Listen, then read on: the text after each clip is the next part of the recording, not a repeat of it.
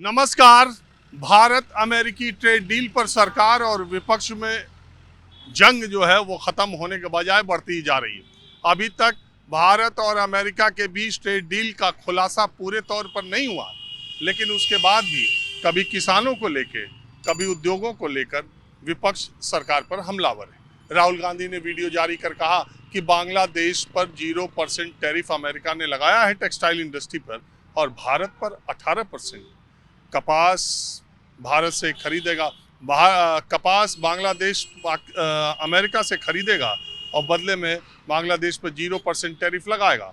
तो 18% टैरिफ पर भारत की टेक्सटाइल इंडस्ट्री कैसे कंपटीशन कर पाएगी?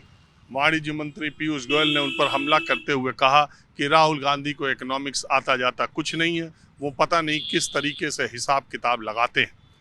तो मैं आज नोएडा के सेक्टर 63, 64, 65 जो इंडस्ट्रियल एरिया है वहाँ आया हूँ। यहाँ MSMEs यानी मीडियम स्मॉल स्केल की जो फैक्ट्रियाँ हैं, जिसमें 150, 200, 500, 700, 800 लोग काम करते हैं, और जो टेक्सटाइल का एक हब है नोएडा, गारमेंट का एक हब है, और यहाँ बहुत सारी फैक्ट्रियाँ हैं जो अमेरिका और यूरोप को कपड़े निर्यात करती हैं, गारमेंट निर्यात करती हैं। दूसरा, लेदर यानी चमड़े के एक्सपोर्टर को भी इससे फायदा होगा, सरकार का ये दावा है, डील का समर्थन करने वालों का ये दावा है। हैंडीक्राफ्ट तीसरा वो क्षेत्र है जिससे कहा जा रहा है कि ये फायदा है। मैंने सोचा कि सरकार की बात और विपक्ष की बात अलग है। मुझे इस बारे में बहुत ज़्यादा जानकारी आर्थिक मामलों की रहती नहीं, तो मैं जरा चलूँ एक्सपोर्टर्स के पास, जो गारमेंट्स में जो कपड़ों का निर्यात करते हैं, जो चमड़े के बैग बेल्ट का निर्यात करते हैं, जो हैंडीक्राफ्ट का निर्यात करते हैं, उन्हीं से जानते हैं कि माहौल क्या है। तो चलिए मैं आपको ले चलता हूं।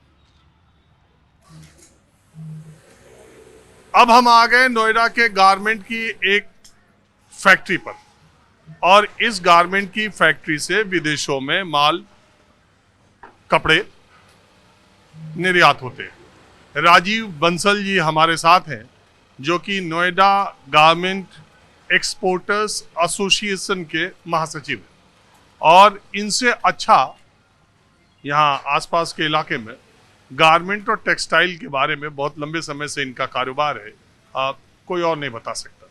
राजीव जी, मैं ये जानने के लिए आया हूँ कि ये जो इंडो US ट्रेड डील हुई, इससे टेक्सटाइल सेक्टर पर क्या प्रभाव पड़ेगा? देखिए, भारतवर्ष के अंदर टेक्सटाइल सेक्टर एम्प्लॉयमेंट जनरेशन में एक बहुत बड़ा सेक्टर है। टेक्सटाइल के अंदर कपड़ा भी आ गया, गारमेंट्स भी आ गए, होम फर्निशिंग इत्यादि तरह तरह के प्रोडक्ट यहाँ से निर्यात होते हैं। और अमेरिका भारतवर्ष का जो टोटल टेक्सटाइल का एक्सपोर्ट है उसका लगभग 40% होता था। अब 40% एक्सपोर्ट अचानक शून्य हो जाए तो बहुत बड़ी प्रॉब्लम की बात है।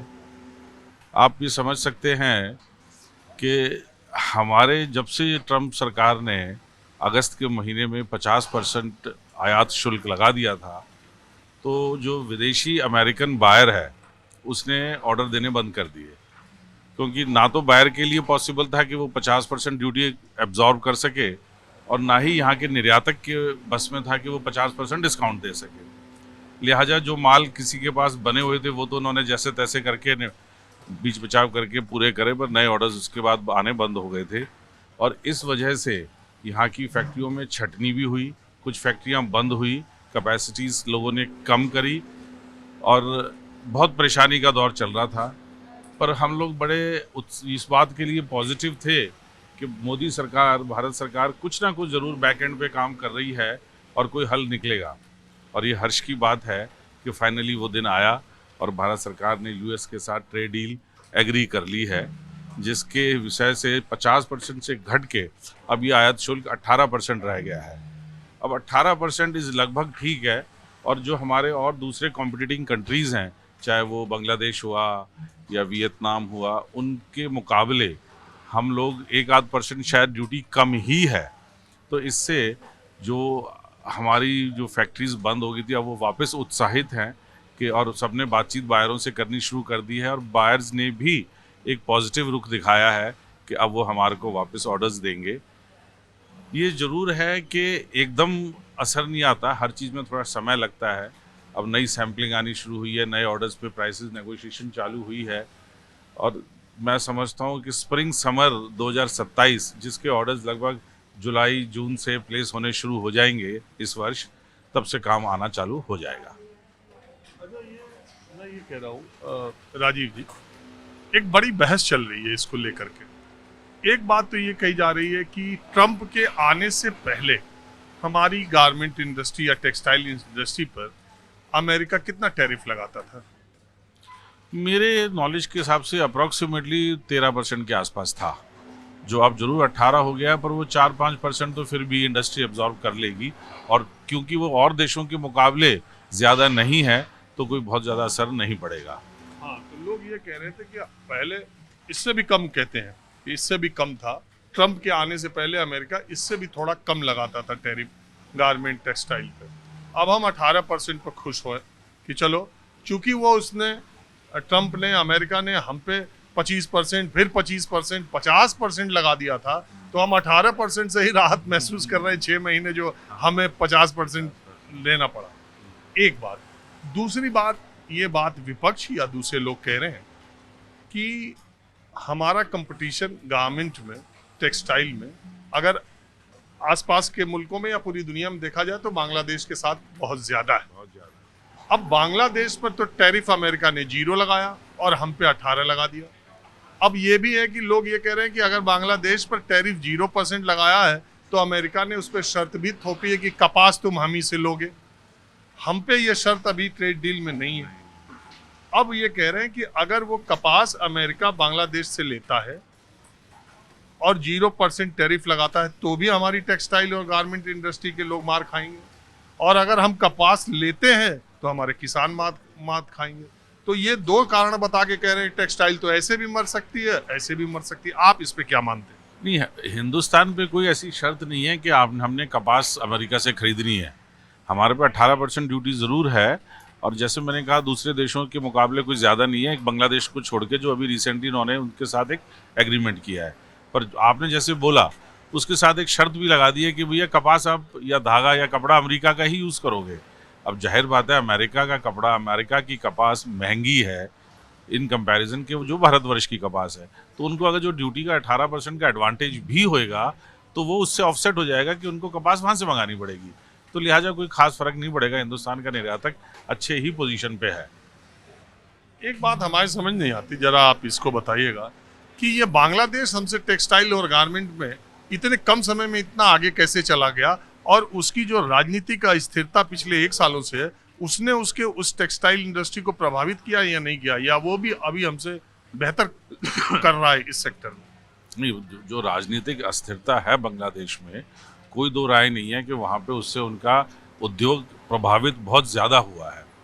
अब चुनाव हुए हैं और शायद आगे जाके स्थिरता अगर कुछ आ जाती है तो ठीक है, अदरवाइज बांग्लादेश की हालत पिछले 1 वर्ष से अच्छी नहीं है। और आपने पूछा कि वो सस्ता क्यों है।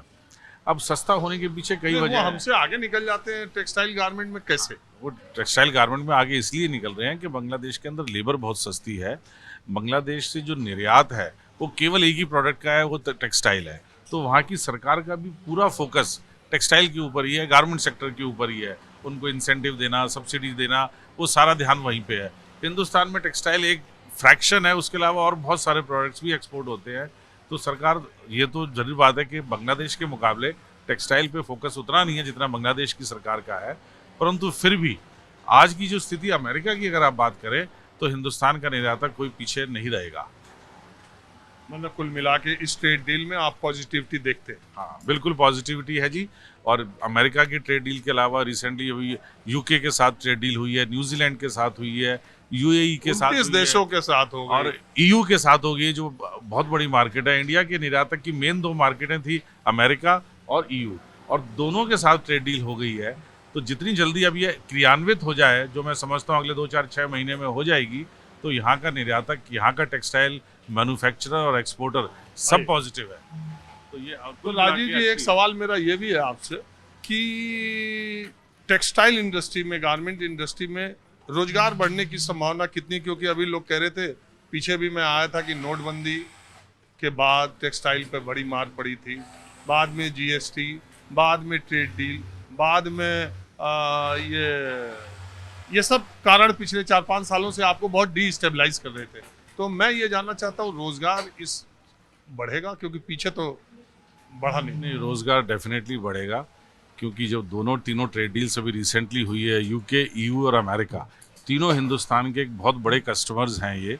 और चूंकि यहाँ पे ट्रेड डील हो गई है तो इसमें निस्संदेह व्यापार भी बढ़ेगा और रोजगार भी बढ़ेगा। इस ट्रेड डील के कुछ नेगेटिव एस्पेक्ट आपको दिखाई दे रहे हैं? अभी एज सच तो कुछ नहीं दिखाई दे रहा, या पूरा डिटेल में नहीं आया इसलिए? शायद ये बात भी आपकी ठीक है, डिटेल में आने के बाद शायद फाइनल पॉइंट से कुछ निकले। प्राइमा फेसी तो पॉजिटिव ही है। चलिए, आपने हमसे बात की, इसका बहुत शुक्रिया।